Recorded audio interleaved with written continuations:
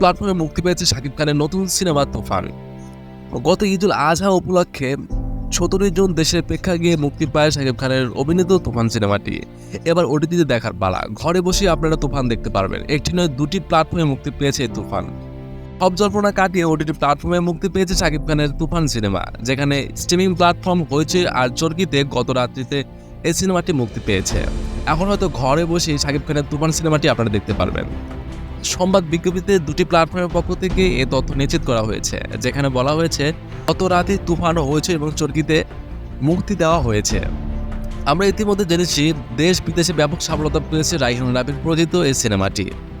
চরকি কর্তৃপক্ষ জানান, দর্শকদের তুমুল আগ্রহের কারণে এবার ওটিটি প্ল্যাটফর্মে মুক্তি পেয়েছে তুফান। সিনেমার দুটি গান উল্লেখযোগ্যভাবে ভালো লেগেছে শ্রোতা এবং দর্শকদের, যার একটি গান হচ্ছে লাগে উড়াধুরা, অন্যটি হচ্ছে দুষ্ট কবি। আমরা সবাই জানি এই গানটি কতটা ফেমাস এবং কতটা ভাইরাল। আকাশের লেখায় শুট করা দুষ্ট কোকিল বাংলা সিনেমার গানে ভিউজ বিচারে করেছে নতুন রেকর্ড। তোমার সিনেমায় শাকিব খানের দ্বৈত চরিত্র দেখা গেছে। নায়কের বিপরীতে অভিনয় করেছে ভারতীয় জনপ্রিয় অভিনেত্রী নিমি চক্রবর্তী এবং বাংলাদেশের নাবিলা। আরও আছেন দেশে গুণী অভিনয় শিল্পীরা। সেই সিনেমাটি প্রযোজনা করেছে Alpha I Studios Limited. Digital প্রযোজনার চরকি এবং ইন্টারন্যাশনাল ডিস্ট্রিবিউটর হিসেবে আছে এসপিএম।